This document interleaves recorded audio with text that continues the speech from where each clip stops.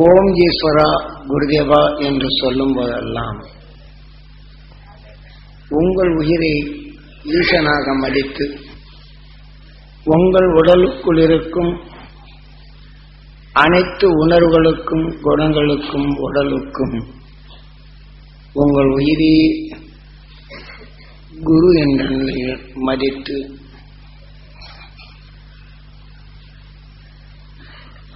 காலையிலிருந்து இரவு வரையிலும்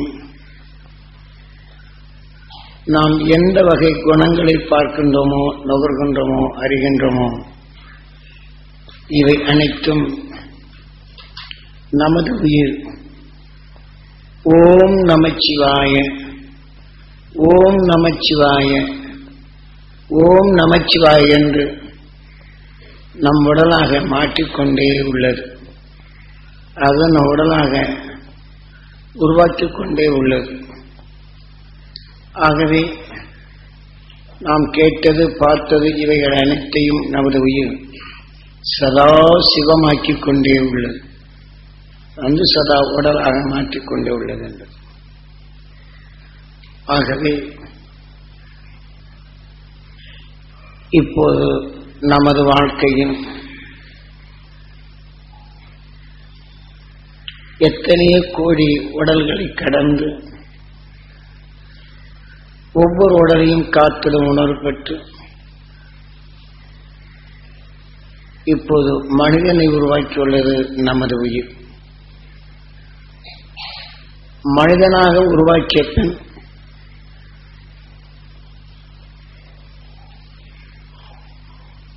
நாம் நமது வாழ்க்கையில் பிறருடைய துயரங்களையும் கஷ்டங்களையும் வேதனைகளையும் பார்க்க நேர்கின்றது, கேட்க நேர்கின்றது, நுகர நேர்கின்றது. அப்போது பிறர்படும் துயரங்களை கேட்டறிந்து நாம் உபகாரம் செய்தாலும் உதவி செய்தாலும் நாம் பிறருடைய கஷ்ட உணர்வுகளை நாம் உயிரிலே பட்டு இந்த உணர்ச்சிகள் நம் உடல் முழுதும் பரவச் செய்கின்றது. நமது இரத்தங்களிலும் கலந்து விடுகின்றது என்பதனை ஏற்கனவே பல முறை உங்களிடம் சொல்லியுள்ளேன். இப்படி நாம் உதவி செய்தாலும் அவருடைய உணர்வுகளை நம் உடலிலே நம் இரத்தத்திலே அவர் படும் உடலப்பட்ட வேதனையோ கோபமோ குரோதமோ இதை போன்ற உணர்வுகள் எல்லாம் நம் இரத்தத்தில் கலக்கப்படும் போது நாம் மனிதனாக உருவாக்கிய இந்த உறுப்புகள் அனைத்தும் எதிர்நிலையாகி அந்த உறுப்புகள் பாழடைய நேர்கின்றது. கடும் நோயாகவும் மாறத் தொடங்கி வருகின்றது. பின் இந்த உடலுக்கு பின் நாம் எத்தகைய நோயின் தன்மை பெற்றோமோ அதற்கு தக்க இந்த உடலை விட்டு சென்ற உயிரான்மா தான் இந்த உடலை சேர்த்துக் கொண்ட உடற்கொப்ப சாக கலையாக அடுத்த உடலைத்தான் உருவாக்குகின்றது. ஆகவே நாம் மனிதனாக வாழும் நாம் மனிதனாக உருவாக்கிய நமது உயிரை நாம் மதிக்க வேண்டும். இந்த உயிரான ஈசன் நம் உடல் இல்லை என்றால் உடலான சிவம் சவமாகி விடுகின்றது. அதே சமயம் சிறிது நேரம் ஆகிவிட்டாலே போதும் நம் உடல் நீசமாகி விடுகின்றது. நீசமாகி போகும் இந்த உடலுக்கேதான் பெரும்பகுதி மனிதர்களாக இருக்கும் நாம் இந்த உடலின் இச்சைதான் நாம் படுகின்றோம். இந்த உடலை காக்க எத்தனையோ தவறுகளையும் செய்கின்றோம். ஆனால் இந்த உடலை காக்க நாம் தவறு செய்வது நாம் அல்ல, சந்தர்ப்பத்தால் நுகர்ந்த உணர்வுகள் நம் உயிரிலே பட்டு அந்த உணர்வு இயக்கப்பட்டு ஒருவன் தவறு செய்த உணர்வை நாம் நுகர்ந்தறிந்தால் அதன் உணர்வுகள் நமக்குள் உணர்ச்சிகளாக இயக்கப்பட்டு அந்த செயலை செயல்படுத்தும்படி அந்த உணர்ச்சிகள் தூண்டப்படுகின்றது. அந்த உணர்ச்சி வழியில் தான் நம்ம இரத்தங்களில் கலந்து கொண்ட பின் தவறு செய்தவனைப் போல நாமும் தவறு செய்யும் உணர்வுகள் வந்துவிடுகின்றது. ஏற்கனவே பரிணாம வளர்ச்சியில் தீமையிலிருந்து விடுபட வேண்டும் என்ற ஒவ்வொரு உடலையும் தான் நுகர்ந்தறிந்த உணர்வுக்கொப்ப பரிணாம வளர்ச்சி அடைந்து ஆக தீமையை நீக்கி நல்ல உணர்வை நுகரும் உடல் உறுப்பை அமைக்கின்றது. இதே உயிர்தான். அதாவது பன்றியை நாம் எடுத்துக்கொண்டால் சாக்கடைக்குள் கடும் நாத்தம் எரிப்பனும் அதன் இணைந்திருக்கும் நல்ல மனமுள்ள பொருளை அதை கவர்ந்து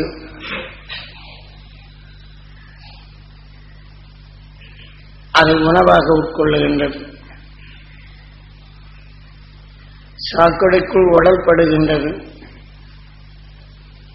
இருந்தாலும் இந்த சாக்கடை நீக்கிதான் நல்ல மனத்தை நுகர்ந்து அது உணவாக எடுத்துக்கொள்கின்றது. ஆகவே எத்தனையோ கோடி உடல்கள் எடுத்தாலும் தீமைகளிலிருந்து விடுபடும் உணவை அதற்கு தக்க உடல் உறுப்பு அமைப்பு ஏற்படுத்தி விடுகின்றது அந்த உயிர். ஆகவே இந்த தீமை என்ற உணர்வை பிளந்து நல்ல உணர்வினை அது நுகர்ந்து அதன் வாழ்நாள் முழுதுக்கும் சேர்த்து கொண்ட பின் இந்த உடலில் தொற்று உள்ள விஷயத்தை நீக்கிவிட்டு நீக்கிடும் முழுமையடைகின்றது. அப்படி முழுமையடைந்த இந்த பன்றியின் உடலில் இருந்து வெளிவந்த இந்த உயிர் மனிதனாக உருவாக்கி மனிதன் உணவாக உட்கொள்ளும் உணவுக்குள் மறைந்து வரும் நஞ்சினை மலமாக மாற்றிடும் இந்த உடலை உருவாக்குகின்றது. நஞ்சை நீக்கிய பின் சிந்தித்து செயல்படும் சக்தியும் பல கோடி உடல்களில் தீமைகளை நீக்கி பெற்ற பன்றிக்கு பின் நம் உடல் நஞ்சையே மலமாக மாற்றிவிட்டு நல்ல உணர்வை சிந்தித்து செயல்படும் சக்தியை இந்த மனித உடலை உறுப்புகளை உருவாக்குகின்றது. ஆகவே பரசுராம் என்று சமப்படுத்தும் எண்ணங்கள் நமக்குள் தோற்றுவிக்கின்றது என்பதனை உண்மையின் இயக்கத்தை அறிந்த அகசியன் கூறும் நிலைதான் இது. சிந்தித்து செயல்படும் சக்தி பெற்றும் இப்ப நாம் ரோட்டிலே செல்லுகிறோம் என்றால் ஓர் பன்றி சாக்கடையில் பிறந்து அதனுடைய வாளை வீசும்போது நம்மீது அந்த சாக்கடை அதனிலிருந்து நம் மீது சட்ட மீது சாக்கடை விழுந்து விடுகின்றது. அதை நாம் தொடைக்காமல் செல்லுகின்றோமா? அதை எப்படியும் தொடைத்து விடுகின்றோம். இல்லை என்றால் நாம் போகும் இடமெல்லாம் இந்த நாட்டமாகும். இதே போல ஒரு மனிதன் வேதனைப்படுகிறார் என்றால் உற்று பார்த்தோம் என்றால் நமது கண் கருவிழி அந்த நோயாளியின் உடலை நாம் எலும்புக்குள் இருக்கும் ஊனுக்குள் பதிவாக்கி விடுகின்றது. அப்படி பதிவான பின் அந்த நோயாளி எத்தகைய வேதனை உணர்ச்சிகளை வெளிப்படுத்துகின்றானோ அந்த நோயாளி மேல் நமக்கு பாசம் இருந்தால் அவன் உணர்வை நம் கண்ணோடு சேர்ந்த காந்தப்புலன் அதை கவர்கின்றது, நமது ஆன்மாவாக மாற்றுகின்றது. நம் உயிரான காந்தம் கவர்ந்து உயிருடன் மோதச் செய்கின்றது. அப்போது அவனுடைய வேதனையின் உணர்ச்சிகளை நமக்குள் அறிவிக்கின்றது. நமக்குள் பாசமும் பண்பும் கொண்ட நாம் அவனை காக்க வேண்டும் என்று எண்ணினாலும் அவன் உடலை பெற்ற வேதனை உணர்வுகளை உணர்ச்சிகளை நம் உடல் முழுவதும் பரவச் செய்து அந்த வேதனைப்படுவன் போல நமது உடலும் சோர்வடையத் தொடங்கி விடுகின்றது. அல்லது அவன் வேதனையால் அழுகிறான் என்றால் நாம் பாசத்தால் நுகர்ந்தறிந்தால் நமக்குள் அந்த உணர்ச்சிகள் நம்மையும் அழுகச் செய்கின்றது, சோர்வடையும் செய்கின்றோம். ஆனால் ஒரு நல்ல மனிதன் இதை செய்கின்றான். ஒருத்தன் பிறமேற் பற்றில்லாதவனா இருக்கின்றான். அந்த நோயாளி பார்த்த உடனே அவனை பற்றி அக்கறை இல்லாதவரே, அந்த பரிவு குணம் இல்லாதவரே, அவனுக்கு உபகாரமோ அல்லது அவனால் முடியவில்லை, அவனால் எழுந்திருக்க முடியவில்லை என்றால் அவன் பார்த்து வேடிக்கை பார்த்து விட்டு சென்று விடுவான். ஆனால் இரக்க குணமற்ற அரக்க உணர்வே அவனுக்குள் உருவாகின்றது. அப்படி உருவாகும் மனிதன் அவன் வேதனை உணர்வு நுகராதபடி, அவனை அலட்சியப்படுத்தி அவனுக்கு உபகாரம் செய்யாதபடி அவன் செல்லுகிறான் என்றால் அவனும் அந்த வேதனை உணர்வு நுகரதான் நேருகின்றது. இருந்தாலும் அவன் மேல் அக்கறை செலுத்தி அவனை காக்கும் உணர்வுகளோ உணர்ச்சிகளோ அவன் வருவதில்லை. ஆனால் அவன் உடலிலும் இதே போல உணர்வுகள் பலரையும் பார்க்க நேருகின்றது. அவன் கிடைத்த அவன் செய்த இதுக்கு அவன் பலனை அவன் அனுபவிக்கிறான் என்று நாம் சொல்லி வருகின்றோம். இப்போதும் கூட நாம் நம்மளுக்கு வேண்டியவர்களாக இருந்தால் இரக்கத்துடன் கேட்டு உதவி செய்கின்றோம். வேண்டாதவர்களாக இருந்தால் அவன் செய்த அனுபவத்திற்கு அவன் அனுபவிக்கின்றான் என்று சொல்லுகின்றோம்.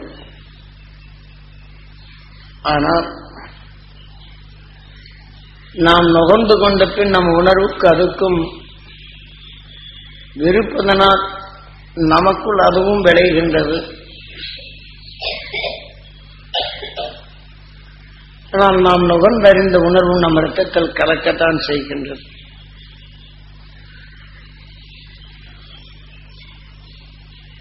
ஆனால் உடனே நாம் சிலர் பார்த்துவிட்டு பார்த்தும் பார்க்காது போல விலகி செல்வார்கள்.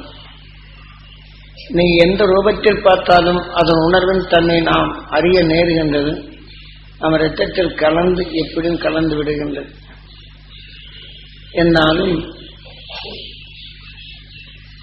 எப்படி நம்மீது அழுக்கு பட்டால், தூசி பட்டாலோ மற்றது பட்டாலோ துடைக்கின்றோமோ அதே போல அந்த நிமிடமே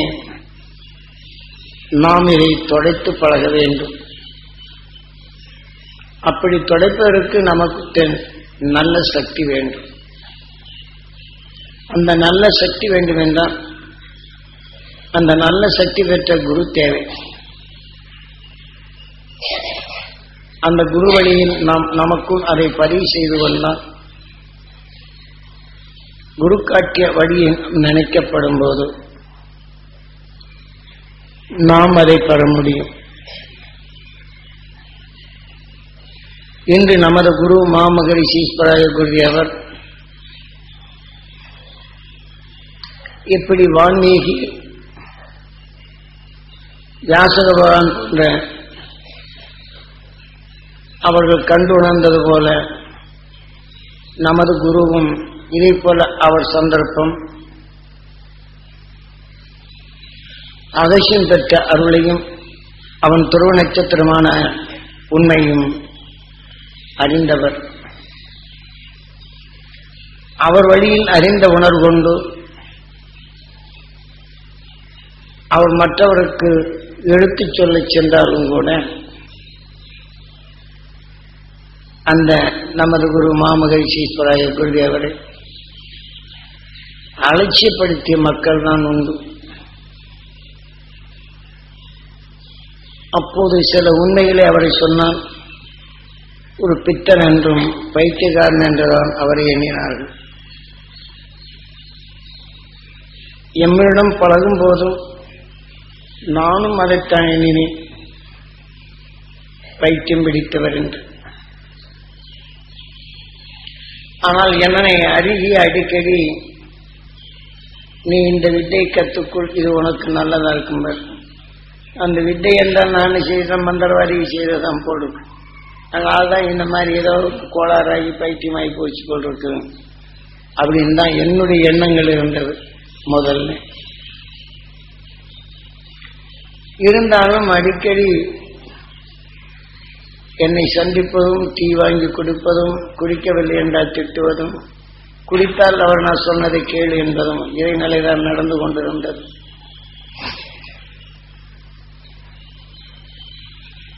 இதையெல்லாம் நாம் குருவை சந்தித்த பின்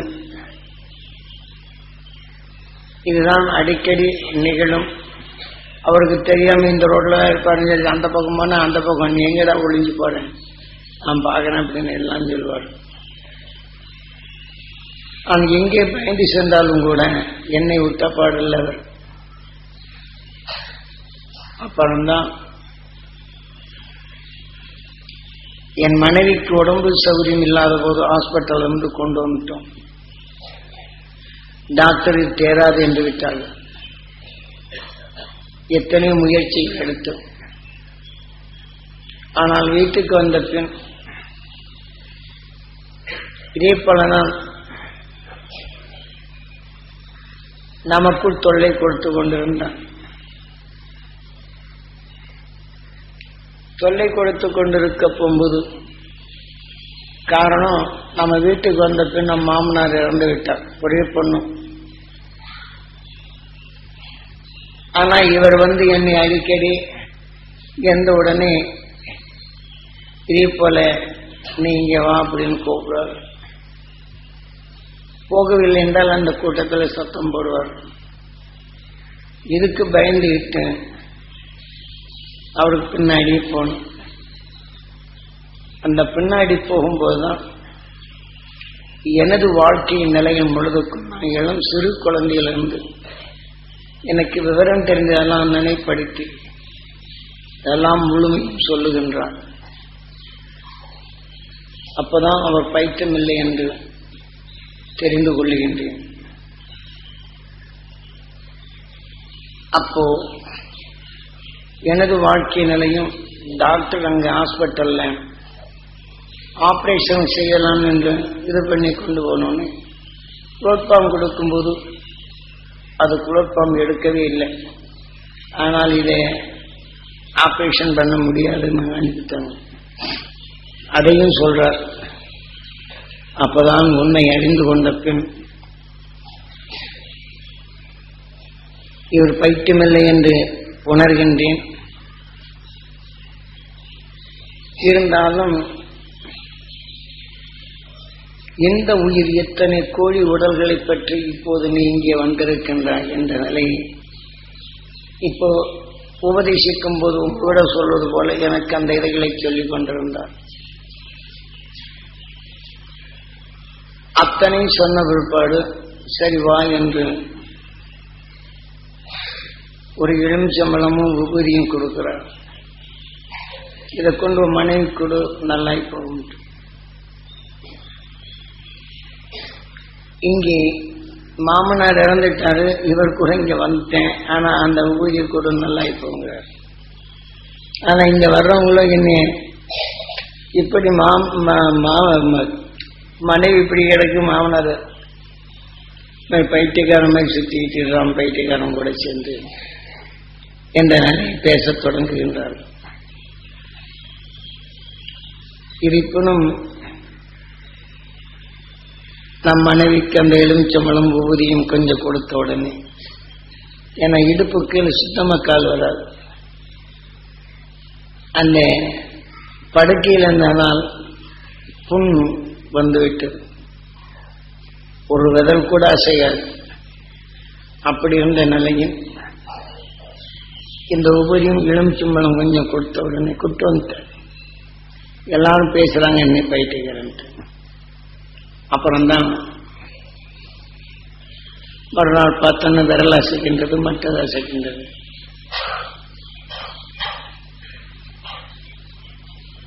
ஏனென்றால் அது உடல்ல ஒரு பேண்டேஜ் ஒன்று போட்டிருந்தாங்க. அந்த பேண்டேஜில் பார்த்தோன்னா உள்ளுக்கு மூட்டை பூச்சி நிறைய கிடக்கு.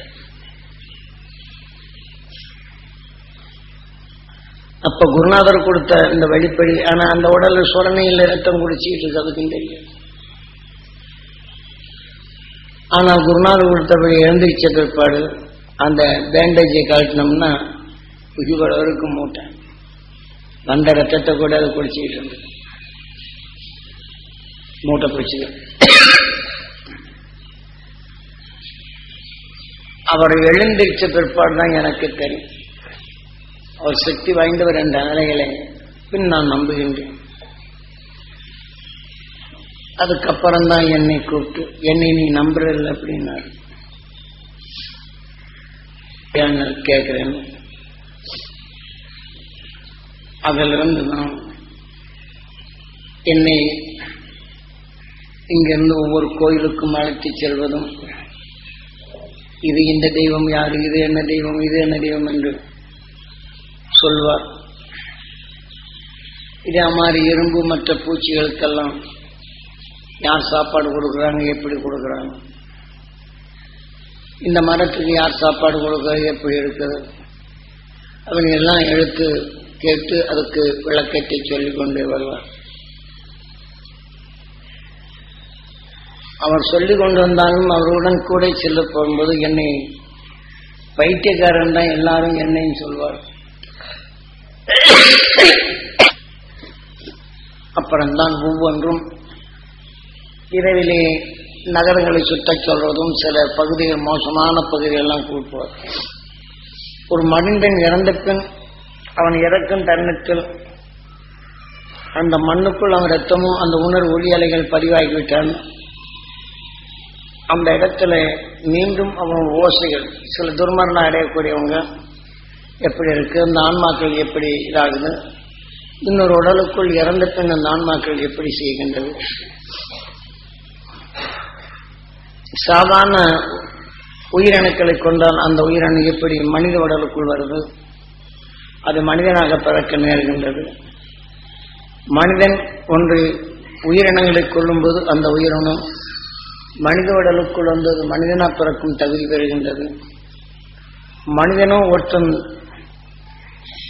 கொலை செய்கின்றான், துன்புறுத்துகின்றான், அதன் வெளியிலே அந்த உயிரான்மா சென்ற பின் எவன் துன்புறுத்துகின்றானோ அவன் உடலுக்குள் சென்று அதே உணர்ச்சிகளை அங்கே மீண்டும் அது என்ன செய்கின்றது, வீழ்த்துகின்றது. துன்புறுத்தாதபடி நோய்வாய்ப்பட்டு அவன் இறக்கப்படும் போது அவனிடத்துல பாசமாக இருக்கும்போது அந்த ஆன்மா பாசம் கொண்ட மனிதனில் இறந்த பின் அவன் உடலை எப்படி சேர்கின்றது என்பதனை இது எல்லாம் தெரியப்படுத்துகின்றான். ஆகவே எத்தனையோ கோடி உடல்களை மாற்றி வந்த பின் நாம் நண்பர்களாக பழகினாலும் அந்த நண்பன் அவர் குடும்பத்திலே சில சிக்கல் ஏற்படுகின்றான்.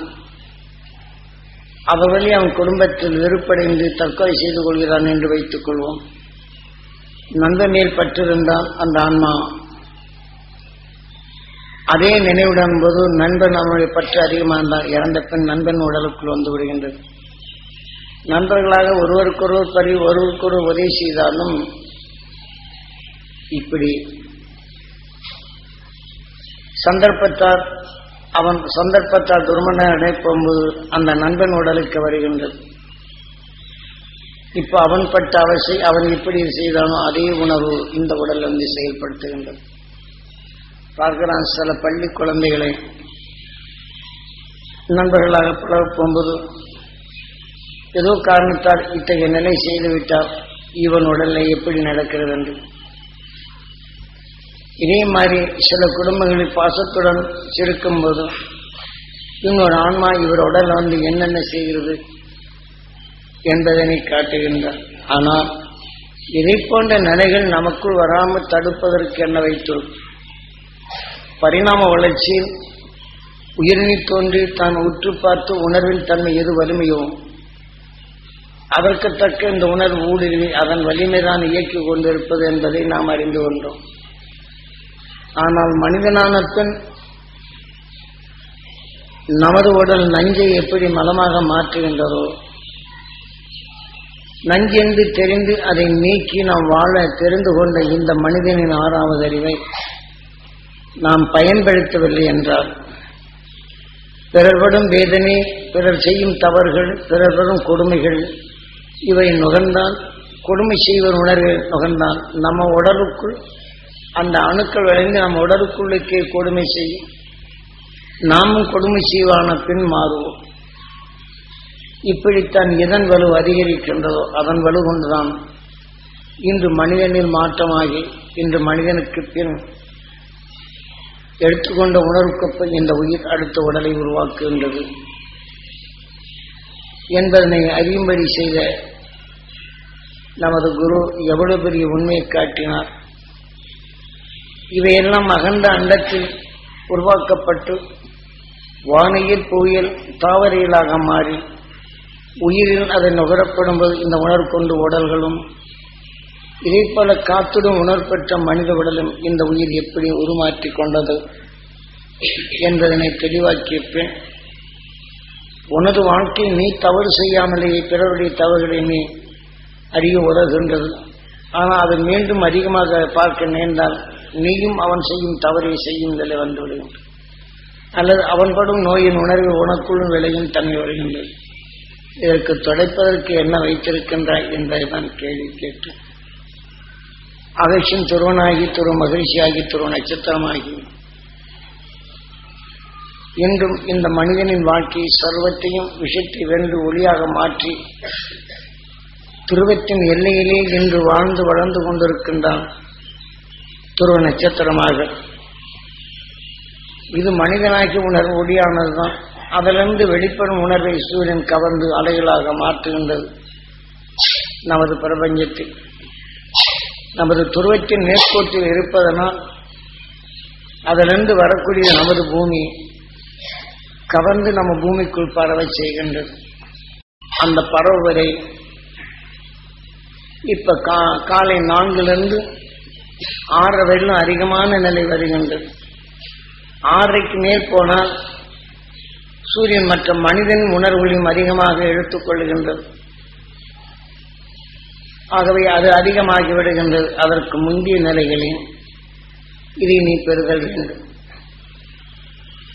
இப்ப நாம் எப்படி ஒவ்வொரு மனிதனின் சந்தர்ப்பத்தால் நுகர்ந்தறிந்து அவருடைய கஷ்டங்களையும் துன்பங்களையும் கேட்டறிந்து நாம் அவர்களுக்கு உதவி செய்தாலும் அந்த நோய் நமக்குள் வந்து விடுகின்றது. இதே போலதான் காலை 4 6க்குள் துருவ நட்சத்திரத்திலிருந்து வெளிப்படுவதை நமது பூமி கவர்ந்து பூமிக்குள் கரவுவதை இந்த சந்தர்ப்பத்தை நாம் பயன்படுத்தல் வேண்டும். நாம் அந்த துருவ நட்சத்திரத்தின் பேரருளும் பேரொழியும் பெற வேண்டும் என்று இயங்கும் போது நமது கருவழி ருக்மணி நம் உடலில் பரிவாக்குகின்றது. கண்ணோட சேர்ந்த காந்தப்புலனோ அந்த துருவ நட்சத்திரத்திலிருந்து வெளிப்படும் நஞ்சினை வென்ற உணர்வினை நமக்குள் கவர்ந்து நம் உடலுக்குள் உயிர் ஒளிகள் நம் உடலின் இரத்தத்தில் கலக்க செய்ய முடிகின்றது. இந்த 6வது அறிவால் அந்த துருவ நட்சத்திரத்தின் நாய்களும் பார்க்கின்றது, நரிகளும் பார்க்கின்றது. அல்லது அதிலிருந்து வரக்கூடிய உணர்வை எண்ணி அது எடுக்க தெரியாது. மற்ற உயிரினங்களுக்கு நட்சத்திரத்தின் உணர்வை பார்க்கும் திறன் உண்டு. ஆனால் மனிதனுக்கு அதன் சக்தி நமக்குள் இல்லை. காரணம், கருடனோ மற்ற கடலுக்குள் இருக்கும் மீனினங்களே, கருடனோ மீன் கொத்தியோ வெகு தொலைவில் இருக்கின்றது. நீருக்குள் மறைந்திருப்பதை தன் கண்ணின் ஒளி அலைகளை பாய்ச்சி அது மேலே வரும் அந்த சந்தர்ப்பத்தில் வேகத்தை கண்டு கழுகு இவைகளெல்லாம் பிராந்து இவைகளெல்லாம் அது வரும் வேகத்தை பார்த்து காலிலே தட்டி செல்கின்றது.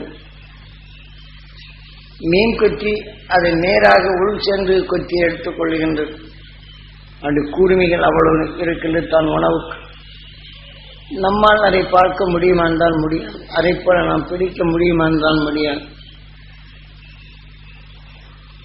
ஆனால் அவ்வளவு சக்தி வாய்ந்த மற்ற உயிரினங்களுக்கு உண்டு. நாம் அதனால அந்த நட்சத்திரம், துருவ நட்சத்திரத்தை அதை ஏங்கி பதிவு செய்து எடுக்கும் திறன் அதுக்கில்லை. மற்றது கண்கொண்டு கூர்ந்து பார்த்து தன் இறைக்கு அது பார்க்கும் நினைவு இருக்கின்றது. அதை இறையை எடுத்துக் கொள்கின்றது. மனிதனோ தன் தீமையை நீக்க அந்த துருவ நட்சத்திரத்தின் உணர்வை நாம் கவர்ந்து நம் உடலை பெருக்கி தீமைகளை நீக்கும் சக்தி நாம் பெறுகின்றோம்.